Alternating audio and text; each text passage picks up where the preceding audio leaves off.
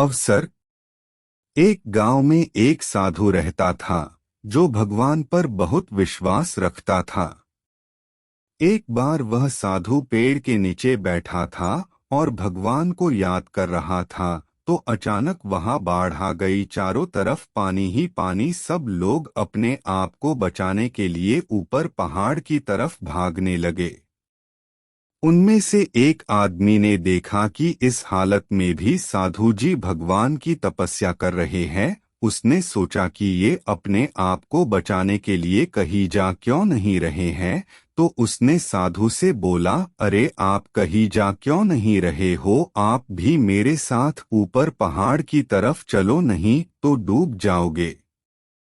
साधु बोले, अरे हमें क्या होगा, मैं भगवान की इतनी तपस्या करता हूँ, मुझे कुछ नहीं हो सकता, मुझे भगवान अपने आप बचाएंगे।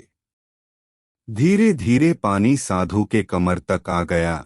अब लोग वहां से नाव लेकर निकलने लगे, तो उनमें से एक ने साधु से कहा, अरे पानी आपके कमर तक आ गया है, आप हमारे साथ चलो। तो साधु ने कहा कि नहीं नहीं, भगवान मुझे अपने आप बचाएंगे।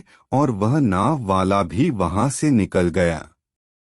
कुछ देर बाद पानी इतना बढ़ गया कि साधु के सर तक पहुंच गया, और अब लोगों को बचने के लिए हेलीकॉप्टर निकलने लगे।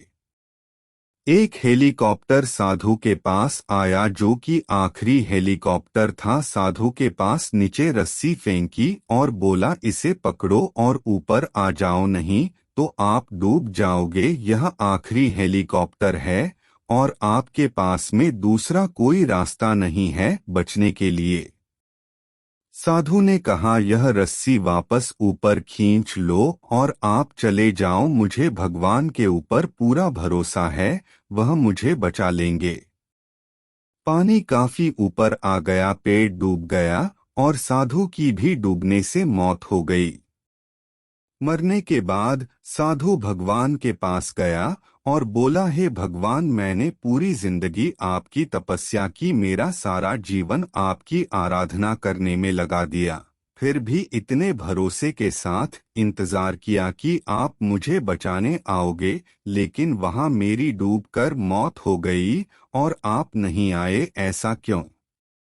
भगवान बोले, मूर्ख इंसान, एक नहीं 3 बार आया था, वो तीनों बार मैं ही तो था। पहला पैदल, दूसरा नाव के द्वारा और तीसरा हेलीकॉप्टर के द्वारा, लेकिन तुमने मेरा एक भी अवसर नहीं पहचाना। पता नहीं किसका इंतजार कर रहे थे।